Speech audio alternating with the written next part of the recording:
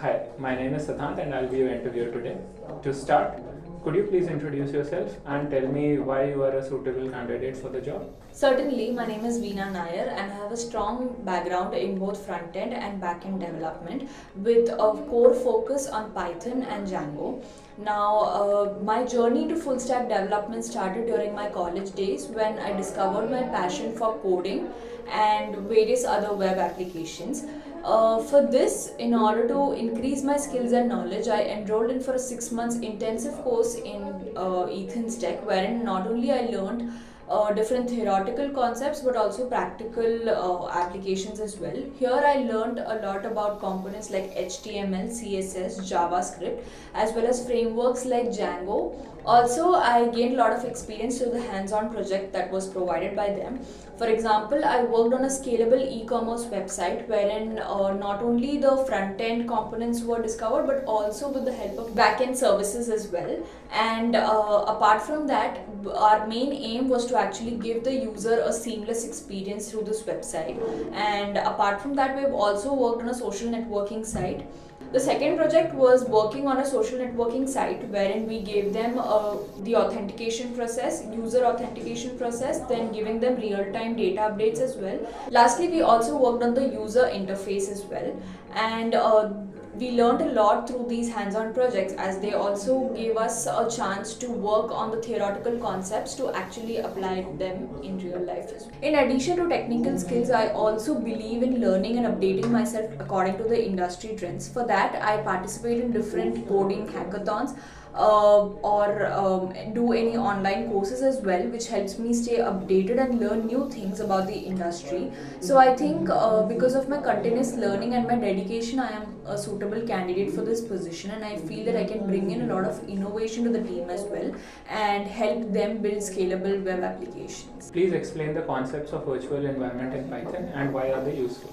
A virtual environment in Python is an isolated environment that actually allows you to manage dependencies for a specific project without actually interfering with the system-wide Python installations or other project dependencies.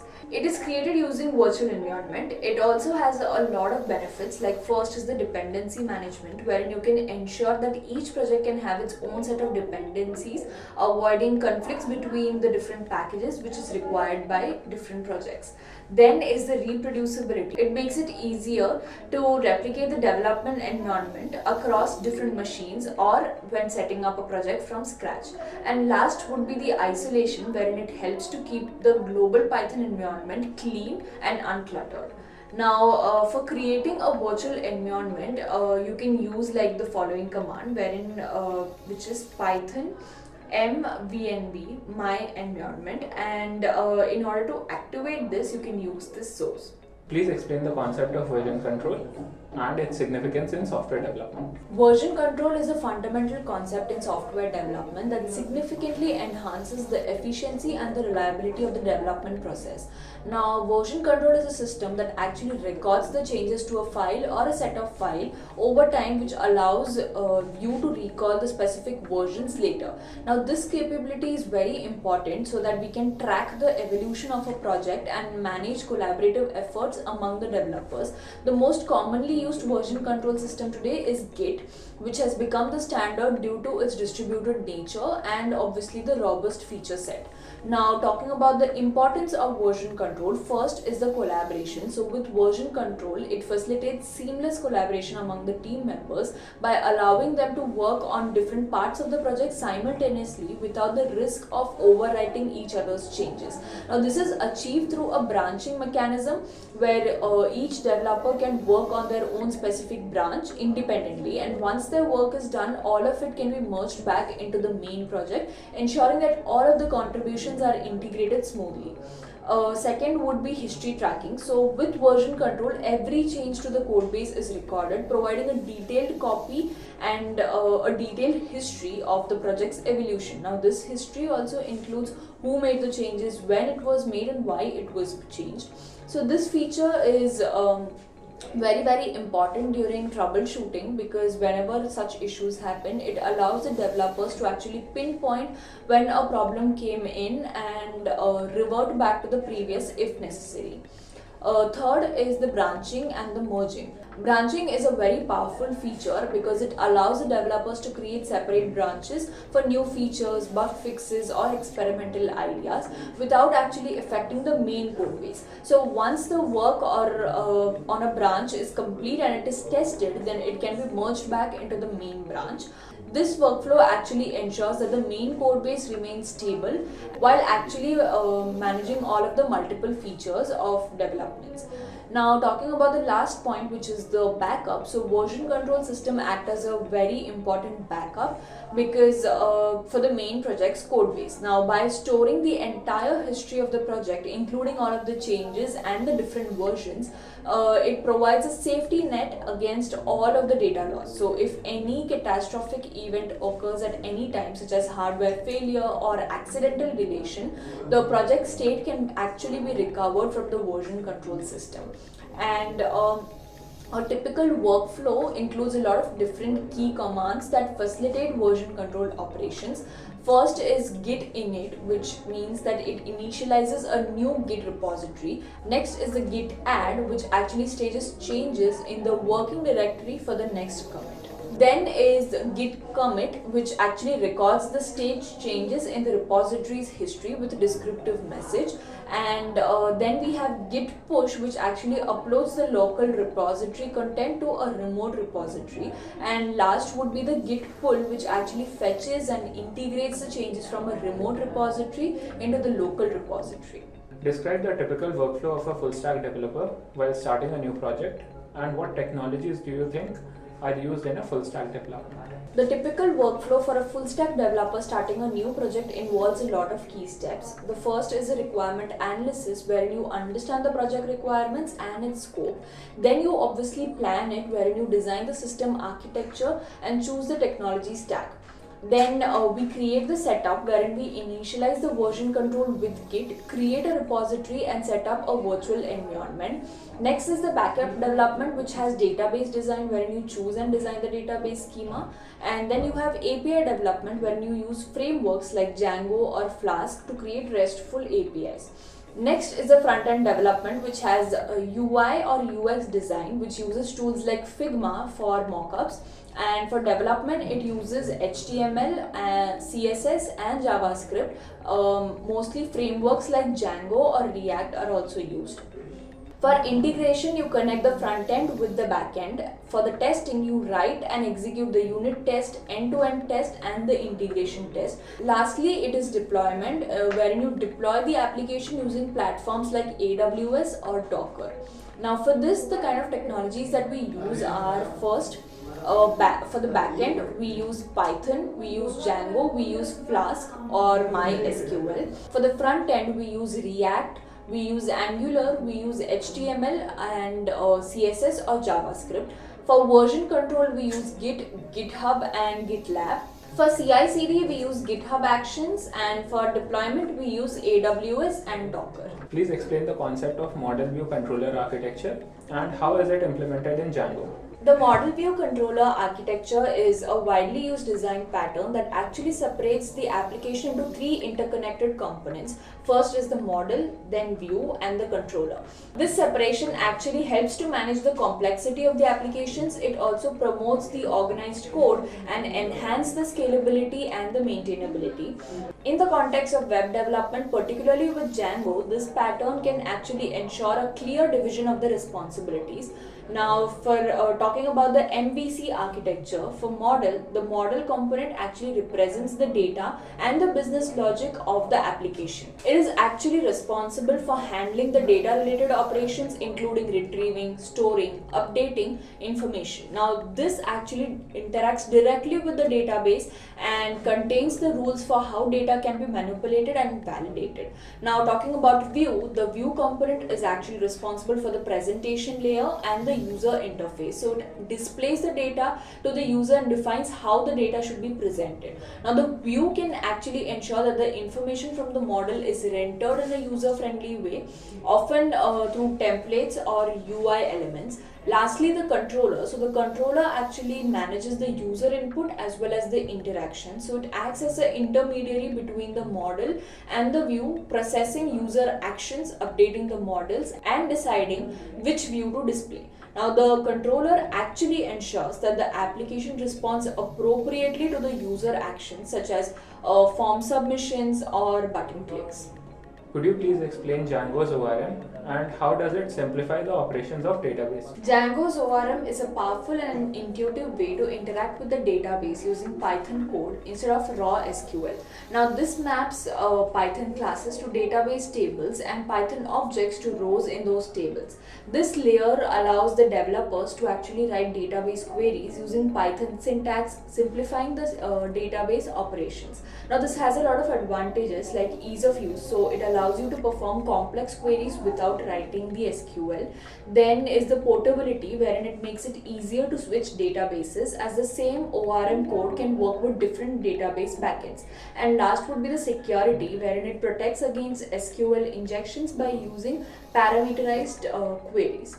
Now, the example for creating and querying a model would be this. In order to create a model in Django, we make a use of class, wherein in this they have like a variety of attributes like name and age according to the different data types.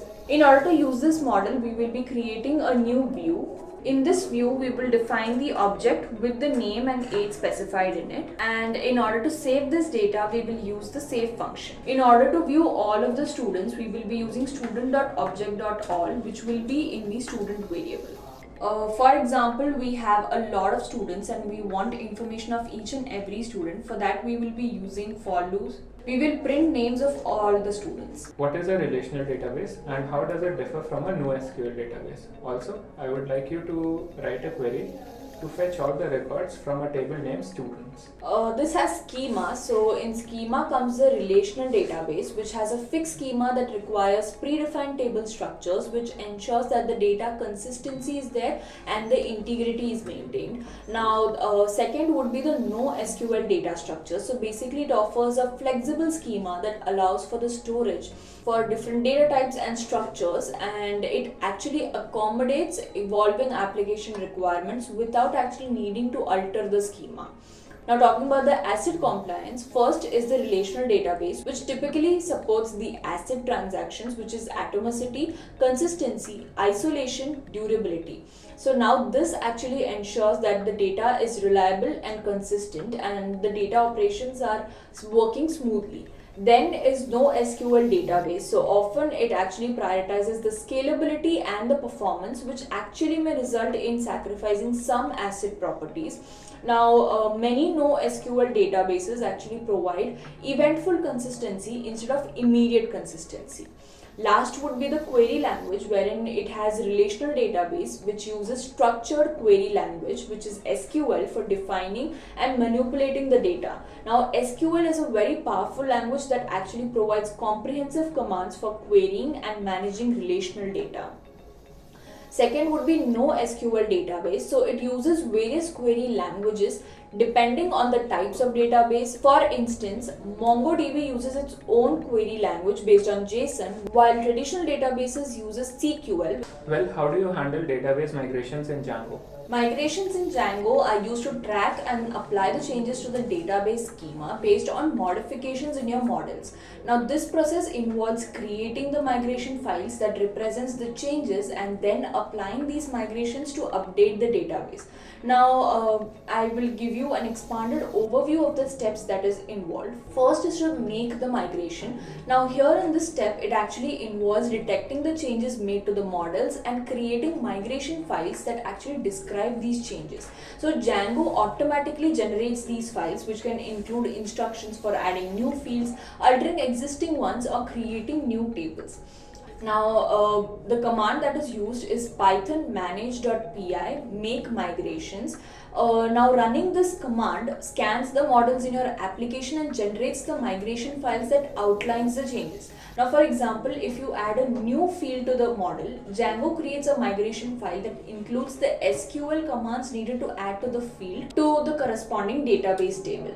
Second is to apply these migrations. So once the migration files are created, you need to apply these changes to the database. Now, this step actually ensures that the database schema is updated according to the instructions in the migration files. Again, Python manage.py migrate. So running this command actually applies all of the pending migrations to the database, executing the necessary SQL commands to update the schema. So now this might actually involve creating new tables, altering existing ones, or other schema modifications. Third is the migration file. So now these files are actually stored in the migrations directory within each app. Now they keep track of all of the changes made to the models over time, allowing Django to manage and apply these changes in the correct order. Now the benefits of the Django's migration system is, first, it is automated schema management. So automatically tracks and applies the changes to the database schema, actually reducing the risk of manual errors. Second is consistency and integrity. So it ensures that the database schema remains consistent with the application's data models, maintaining data integrity. Third is version controls. It actually keeps a history of all of the changes made to the models, allowing for easy rollbacks and forward migrations. And lastly, it is very easy to use, which actually simplifies the process of making and applying the changes to the database, even in complex applications with multiple models and relationships. What are static files and how are they served in a Python web application? Static files in a Django application refer to the files that do not change dynamically, such as CSS files, JavaScript files, and images. Now, proper management and serving of the static files are crucial for ensuring a smooth user experience, as actually these files contribute to the look, feel, and functionality of the web application. Now, I will give you an expanded explanation of how Django handles these static files, including the configuration, collection, and serving them in both development and production environment. First, static files are essential assets for web applications, now which includes CSS files. Now it defines the styling and layout of your web pages. JavaScript files actually add integrity and add interactivity and dynamic behavior to your web pages. Images actually enhance the visual of your application with logos, icons, and other graphical elements. Now, serving the static files in Django. So this actually provides a structured way to manage and serve the static files. Now, there is a step-by-step guide wherein first is to define the location. You need to configure Django to know where to find the static files in your project. Now this is done by the setting the static URL and static C files dirs variables in the settings. This is done by setting the static URL and the static files dirs variables in the settings.py file. Collect the static files. So now during development, static files can be served directly from their location. So during production, it's best to collect all of the static files into a single directory using the collective static facilities. Using the collective static command. This command actually gathers all of the static files from each app and the directories specified in the static files dirs into a single location defined by the static root. Now last is serving the static files. So during the development, Django can serve static files automatically using the django.contrib.staticfiles app. Now this is convenient for development purposes as it actually eliminates the need for an additional web server configuration. Could you please explain the role of a middleware in Django? And how do you implement a custom middleware? Middleware in Django is a way to process requests globally before they reach the view and after the view has processed them. So essentially, middleware acts as a series of hooks into Django's request or response processing. Now, middleware components are executed in a defined order, allowing them to process the request and responses in a consistent manner. Middleware is actually implemented as a lightweight, low-level plugin system that can perform a variety of tasks such as modifying the request and response objects, handling the exceptions, and more. So middleware components are executed in the order they are defined in the middleware setting. So when a request is received by the Django application, it passes through each middleware component in the order specified in the middleware setting. Now each middleware can process the request before passing it on to the next middleware. So once the view processes the request and returns a response, the response is then passed through the middleware components in reverse order for any additional processing before being sent to the client. So the order of middleware classes is the middleware list, which is important. So middleware at the top of the list processes the request first and then the response later. Additionally, middleware at the bottom of the list processes the request last and the response first. So proper ordering ensures that the middleware components interact correctly and do not interfere with each other's functionality. So now this also provides several built-in middleware classes for common tasks. First is the security middleware, which provides various security enhancements such as setting security headers. Then is session middleware, which manages the user sessions. Then comes the common middleware, wherein it performs various common tasks such as URL normalization and content handling. Then comes CSRF view middleware, now which provides cross-site request forgery protection. Then comes the authentication middleware, wherein associate users with request using sessions. Then is the message middleware, wherein it manages temporary messages stored in sessions. And lastly, the X-Frame options middleware, so which adds an X-Frame options header to responses to protect against the clickjacking. What are the key differences between get and post method of HTTP? Get and post are two of the most commonly used HTTP methods for web requests. In get, the main purpose is to retrieve the data from the server. Now it has a lot of characteristics like data sent in the URL query string. Then it is typically used for read-only operations and can be cached by browsers as well. It also has length limitations for the amount of data that can be sent. Now for example, in order to receive this data from the server, we use the form tag with the get method, which also has two other fields, which has the text field and the submit button. In post, the main purpose is to submit the data to the server, which often results in a change in the state or side effects on the server. Now this also has a lot of characteristics like data is sent in the request body. It can be used for creating or updating the resources. Now more secure than get for sensitive data, as data is not exposed in the URL, and no length limitation for the amount of data that can be sent.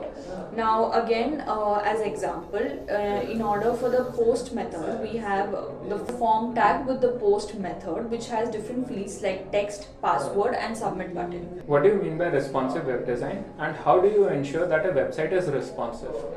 Responsive web design is an approach to web design that ensures a website looks and works well on a variety of devices and screen sizes, right from the desktop monitors to the mobile phones. Now it involves using flexible layouts, images and CSS media queries to adapt to the website's design to different screen sizes and the orientations. For ensuring the responsiveness, first of all, flexible grids and layouts are very important. So use percentage based widths and CSS grid or flexbox for layouts.